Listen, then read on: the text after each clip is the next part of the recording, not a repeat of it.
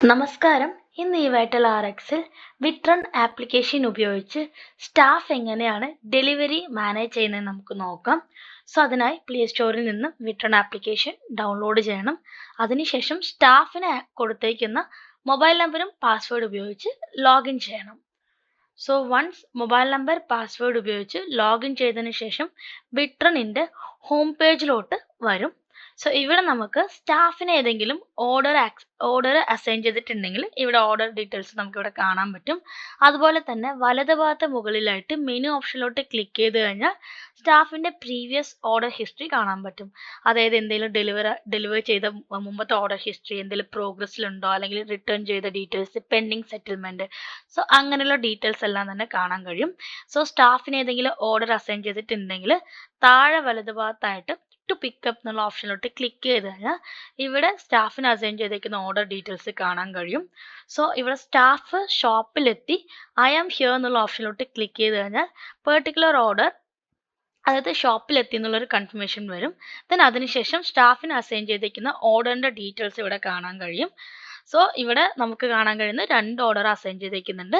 വലതുഭാഗത്തായിട്ട് item detail ഉണ്ട്. Item ഡീറ്റെയിൽസിനകത്ത് click ചെയ്ത് കഴിഞ്ഞാൽ ആ ഓർഡറിനകത്ത് എന്തൊക്കെ ഐറ്റംസ് ആണോ ഉള്ളതെന്നുള്ള ഡീറ്റെയിൽസും ഇവിടെ കാണാൻ പറ്റും.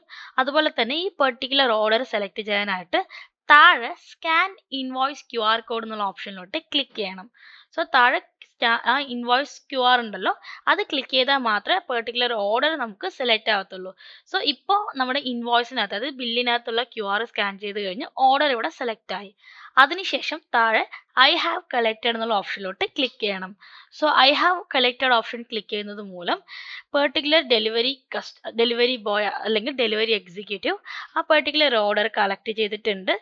അതിനുശേഷം നമ്മുടെ ഓർഡർ ഷിപ്പ്ഡ് എന്നുള്ള സ്റ്റേറ്റസിലോട്ട് ചേഞ്ച് ആവും.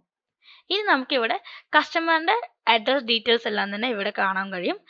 ഡെലിവറി പേഴ്സൺ കസ്റ്റമറുടെ ലൊക്കേഷനിൽ എത്തിക്കഴിഞ്ഞാൽ താഴെ ഡെലിവർ എന്നുള്ള ഓപ്ഷനിലോട്ട് ക്ലിക്ക് ചെയ്തിട്ട് ഐ ആം ഹിയർ എന്നുള്ള ഓപ്ഷനിലോട്ട് ക്ലിക്ക് ചെയ്യണം.